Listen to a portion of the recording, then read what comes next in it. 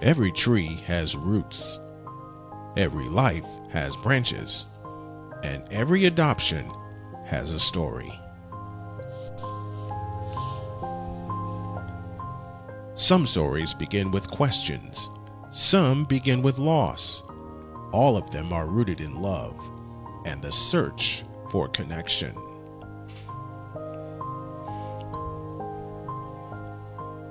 This is Janet Monroe, and this is Roots and Branches Adoption Stories, a podcast where real stories take root and grow.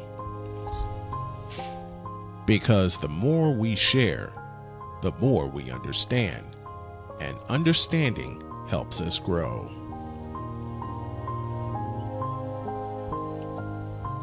Now, here's Janet Monroe. Hello, and welcome to Roots and Branches Adoption Stories. My name is Janet, and I am your host. The roots represent the beginnings, the birth parents, the adoptee, and the adoptive parents. The branches are the far-reaching effects of adoption, the siblings, family members, and friends whose lives are forever changed. Today's story belongs to Sherry. Taken from the hospital at 3 days old and legally adopted at 16 months, she grew up in a home where love was conditional, punishments were creative, and the truth about her adoption came not from her parents, but from a neighbor when she was just 9 years old. By 15, she was on her own. By her early teens, she had met the boy who would become her husband, and this year they celebrated 52 years of marriage. Fiercely independent and entrepreneurial, Sherry built a life, raised 2 successful children, became a minister, and eventually reconnected with her birth family, though the identity of her birth mother remains unspoken. Her journey is one of resilience, faith, and finding purpose through every challenge. This is Sherry's story. Sherry, I pass it to you. Well, I'm going to be 71 years old in 1 month, and you think you've put the adoption career, or you put your pains and your worries and your ideas, and you think it's all gone, and then you have a good friend that comes up and says, "Oh, I seen that she had adopted son, and I went and said, I was adopted, so here I am today, and I'm stirring up a lot of pudding in my gut." So I don't remember anything about before the adoption was finalized. I was 1.5 years. I do remember that my adopted mother had said that it was really great because I'm part Maltese and actually part Scottish, and Danish was on the birth certificate, Olesen, and so all the mixes of blood and identity. But my mother, for some reason, liked to identify me as, she always said she wanted a Negro baby, and I was very dark as a kid, not like now. So that's it. My earliest years of being adopted were extremely silent. I felt ostracized all the time.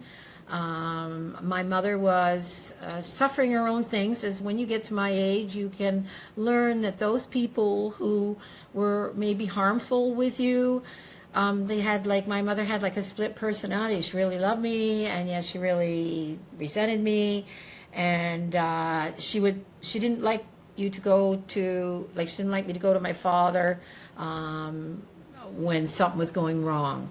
She was very forceful about things like eating food, that I puke, throw it up, and she once stuck my face under the cold water tap. And I was very isolated as a child. I'd met people since that were neighbors back then, and one man actually started to cry when he seen my sister and I had actually found him, and he broke down in tears because he says, "All I remember is that little face looking out the gate." That's about it. At what age did you learn you were adopted? Well, this is a story that I love to share because when I got into my 40s, I did become a reverend. And so I was like one of those kids that sat on the sidewalk for hours playing with weeds, and bugs were my friends and stuff like that.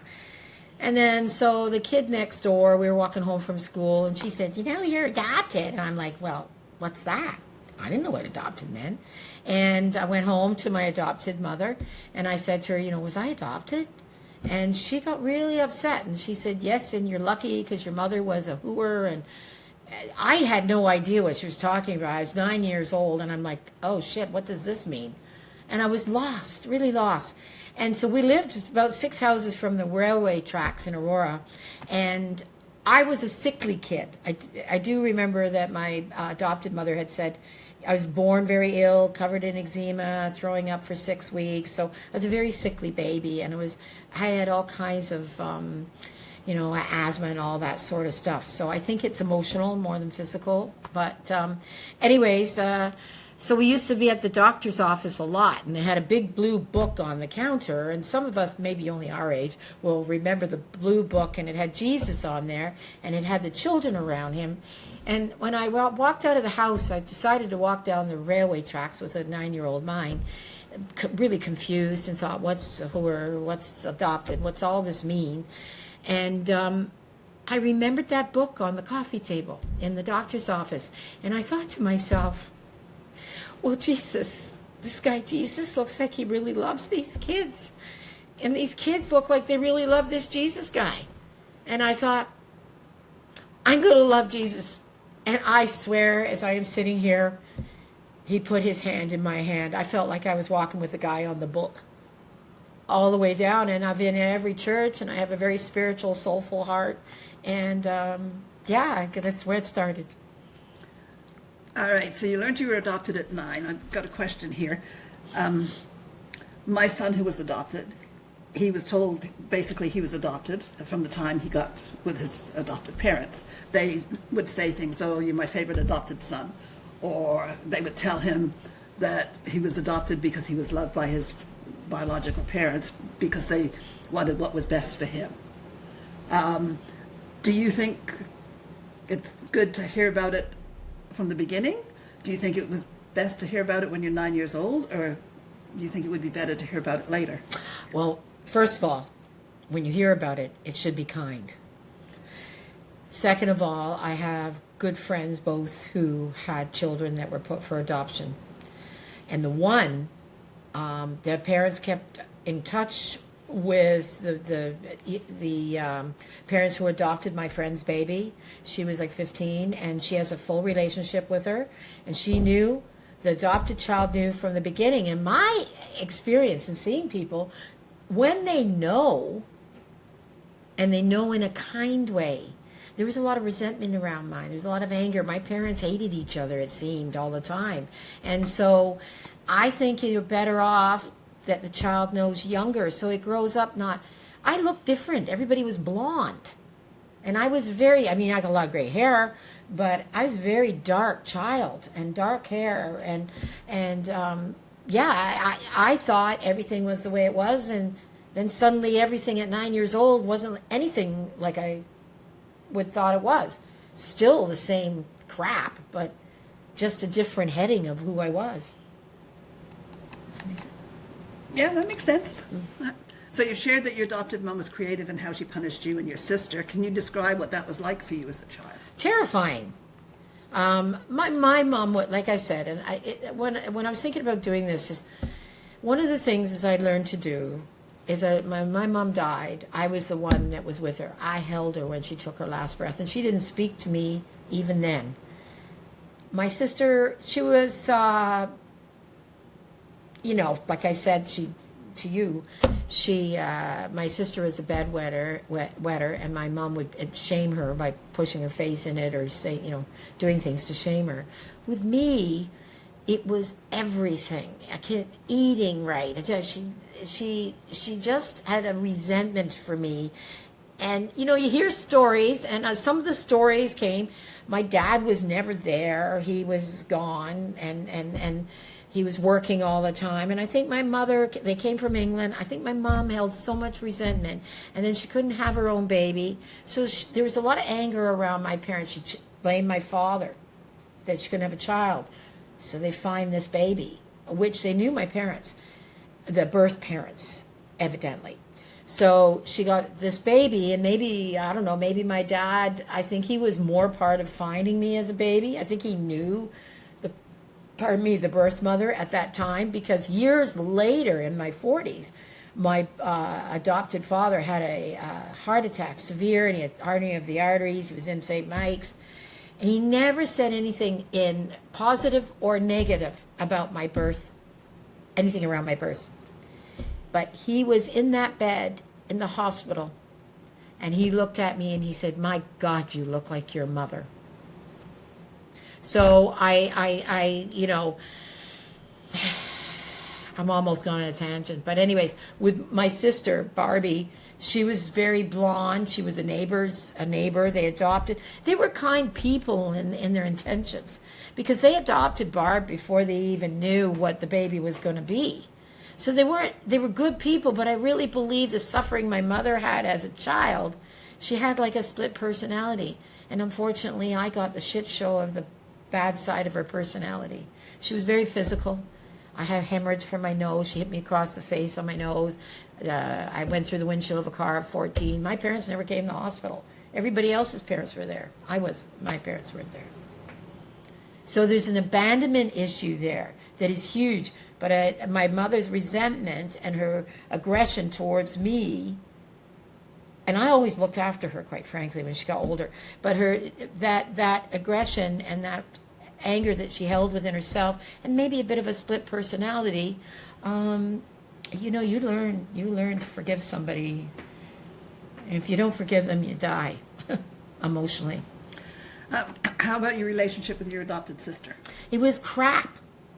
Okay. Yeah, it was crap until we got older, because my mom, she would play us, my dad, my sister, myself, against each other.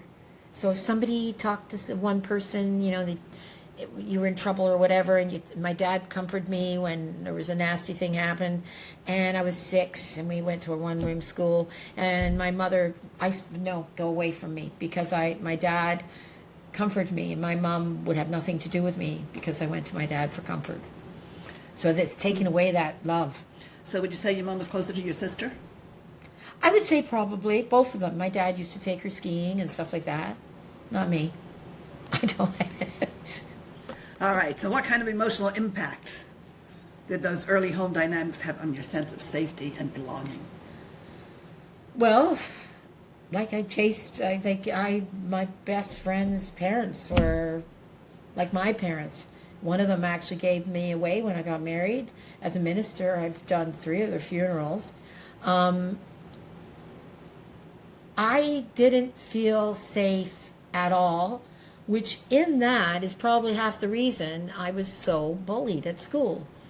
Because, when you have that that fear and tension in your own body, it's like bees to honey. I had the energy and probably the meekness of a person, and then so the bullies thought, oh boy, here's a home run with this kid. So they bullied the hell out of me. So I didn't feel very safe or that I belonged anywhere. So what led to you being kicked out on the street at the age of 15? Well, my mom and dad, we moved to 4 or 5 places at that point before they actually separated. They were married for 30 years, and then they took me out of high school to go to work so I could help them with the house, but then it just didn't work out.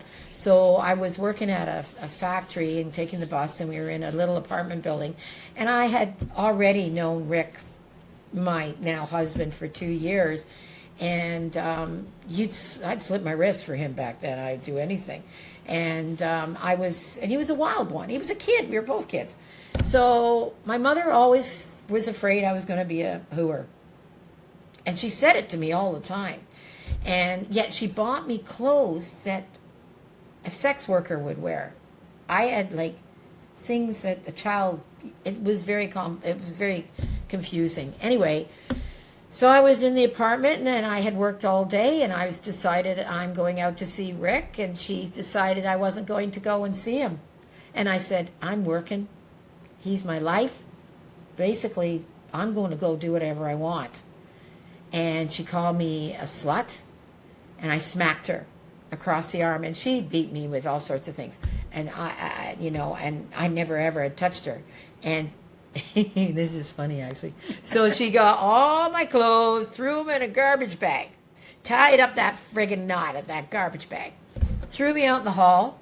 2 weeks later, she's on her way to England with my sister to look after her mother. I have nobody. I stayed at my husband now. I've stayed at his house for 2 weeks. And I was, like I say, taking a bus, going to the factory. I always had a job.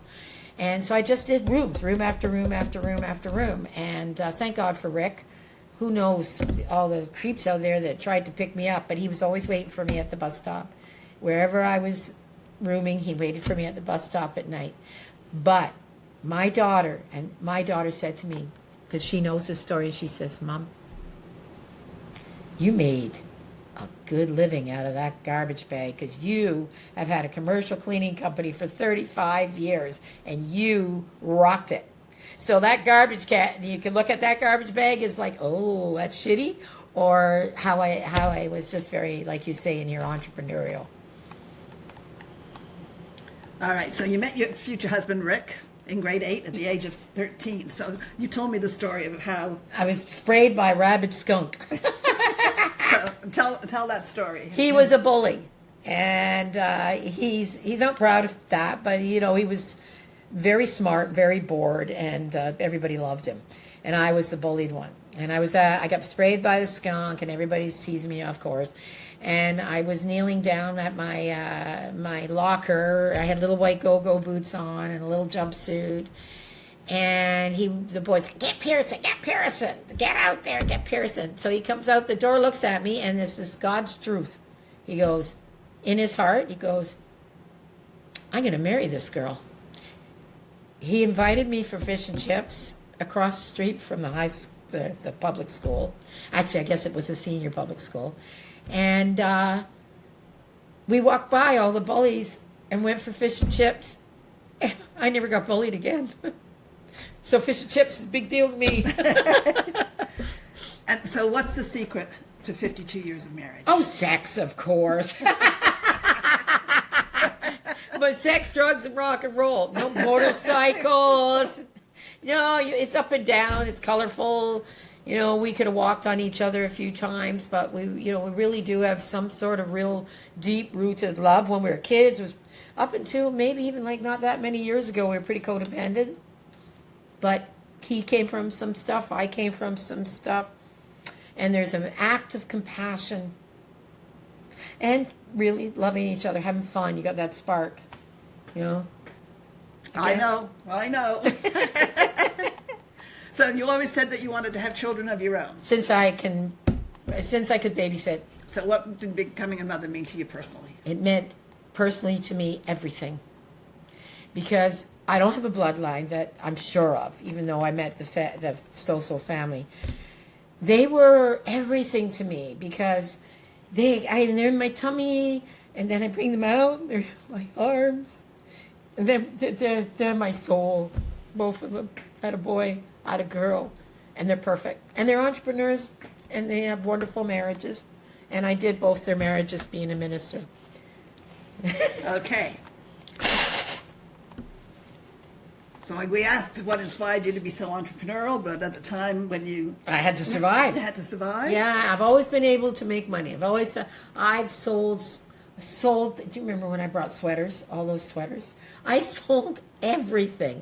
But then when we had a group home for schizophrenic adult men and women, I wanted a job where I could be at home, be a mother, be a wife, and make money and have a roof over our head.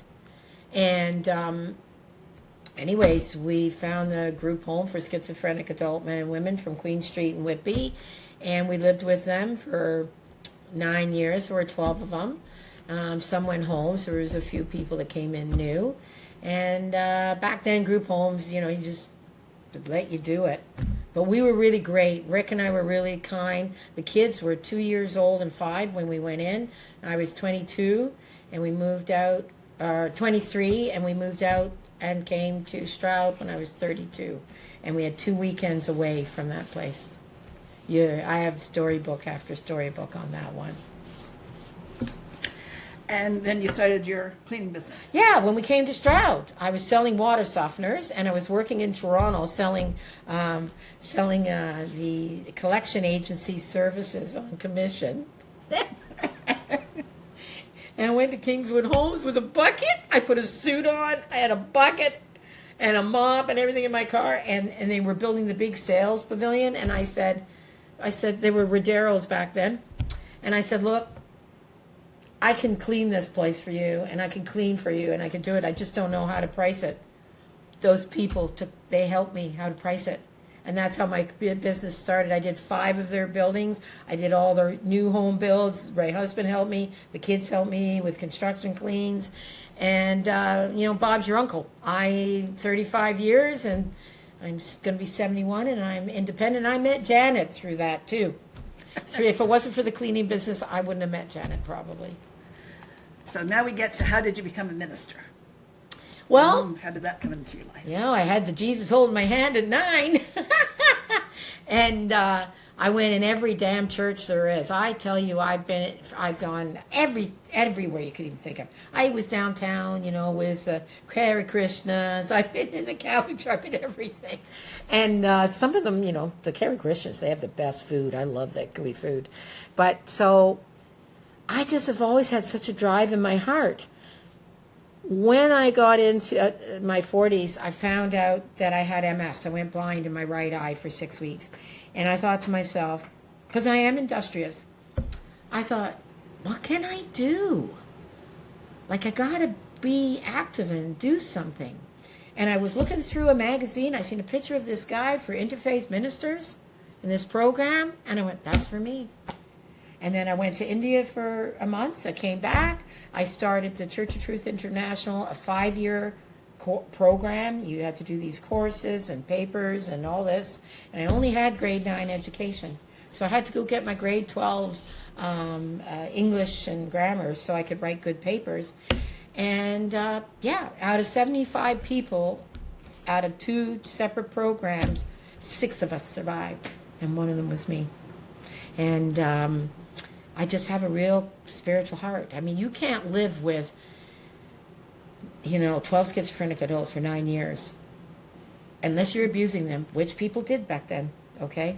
But we had 2 or 3 people that went back to their homes and back into society that were written off, psychotically not able to.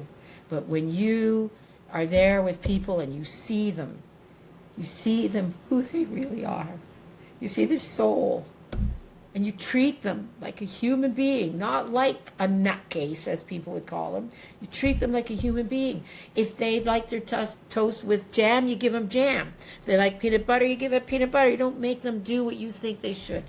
You treat them like a whole person. Anyway, there you go. All right. So at some point in time, you decided you wanted to try and connect with your birth family. Yes. How did you do that? Well, I went in on the internet in the middle of the night, and I scrolled, and I got a hold of the adoption disclosure. That's what it is. I got a hold of them. And of course, they couldn't tell me anything. Everything was scratched out.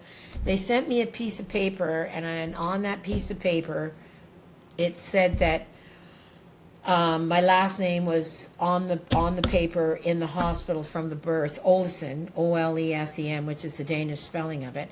And I started from there, and I just started researching. And then, I got on the internet, and I went through all these names. I found Olesen, and from that Olesen, the people back then, so that was around 97, I guess. Anyway, I can't remember.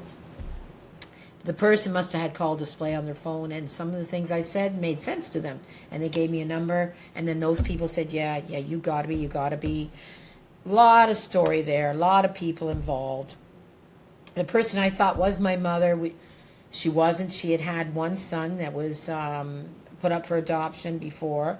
And my mother that adopted me, she had said little bits of stories that kind of made sense in it, right? And she said the father was Maltese and the mother was a hooer. That's basically what she said. So anyway, this person I look just like them, but this person was wonderful, but her brothers were insistent we were blood. So this person said, we're going to do DNA testing and prove that I'm not her mother. And so that happened. We met, we did the saliva testing and all that.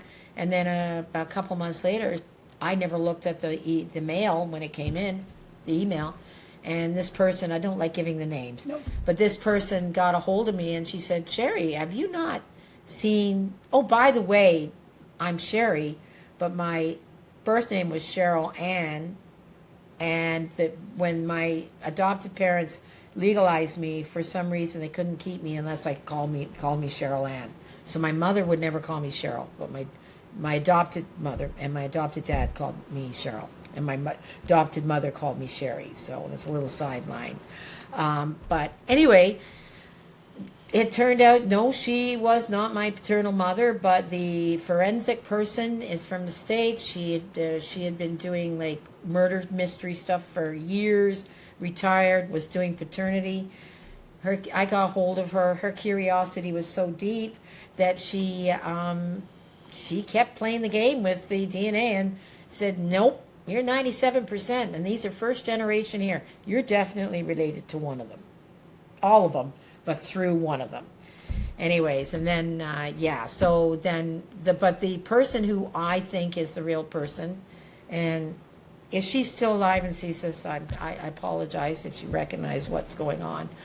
But she took a strip off my back, and so I thought, there's a pretty good chance, because she was so irritated. And so I let it go. Until today.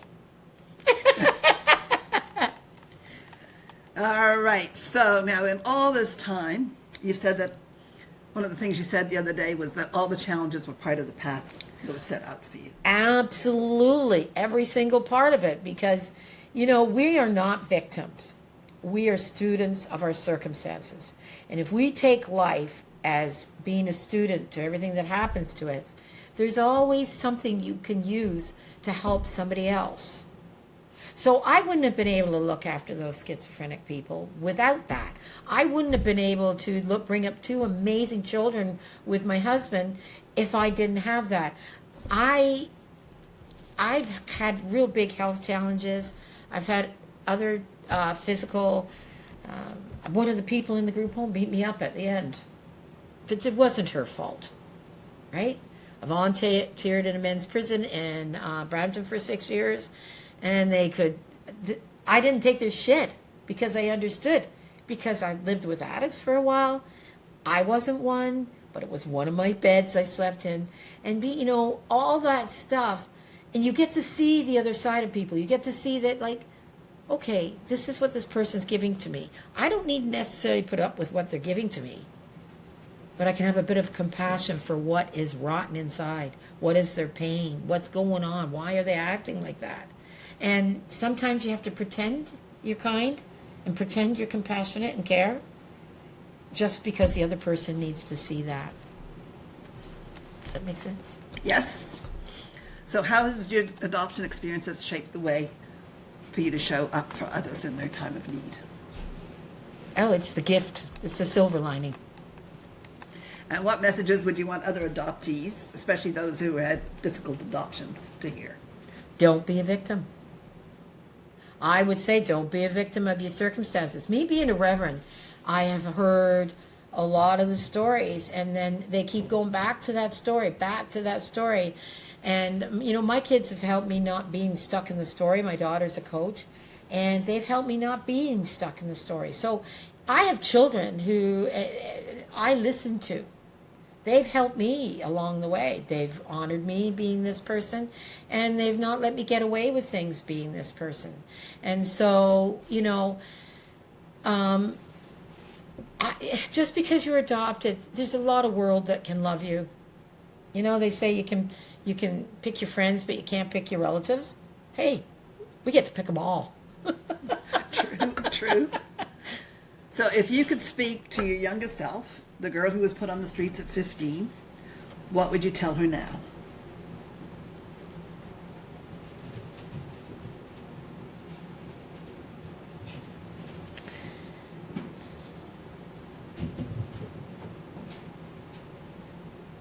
wish I could have told her it was okay and she was safe.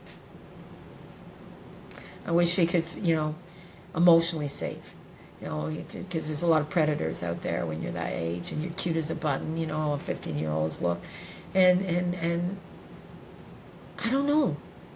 That's really, really telling my 15-year-old self, because I haven't put a lot of, I've done like inner child work and things like that. When I went through to be a minister, we had to do all this, right? Good job. Good job, 15-year-old self. Yeah. Good job. You did it. You made it. You made it to 15 without being totally tainted. So I think good job. Perfect. Sherry's life reminds us that adoption stories are rarely simple. They carry moments of pain and loss, but also resilience, independence, and love that endures. From leaving home at 15, or being kicked out of home at 15, to building a marriage that's lasted more than 5 decades, to raising 2 strong and independent children, Sherry's lived her life on her own terms, and with a heart for helping others in their time of need. Thank you, Sherry, for sharing your story and your strength with Roots and Branches Adoption Stories. Can I show you one little thing? Yes, you can. My son always used to come up the stairs, up until even his teens, and he said, I feel free and alive. I feel free and alive. Perfect. So if this episode touched you, please subscribe, comment, and share it with someone whose life has been touched by adoption. You can listen to all episodes and learn more at rootsandbranchesadoptionstories.com. I'm Janet, and thank you for listening and for helping us break the silence and stigma around adoption.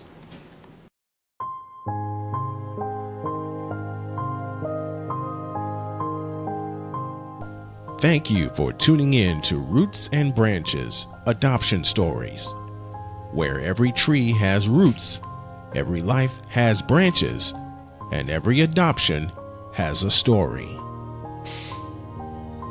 Got an adoption story you want to tell? Want to learn more about adoption stories?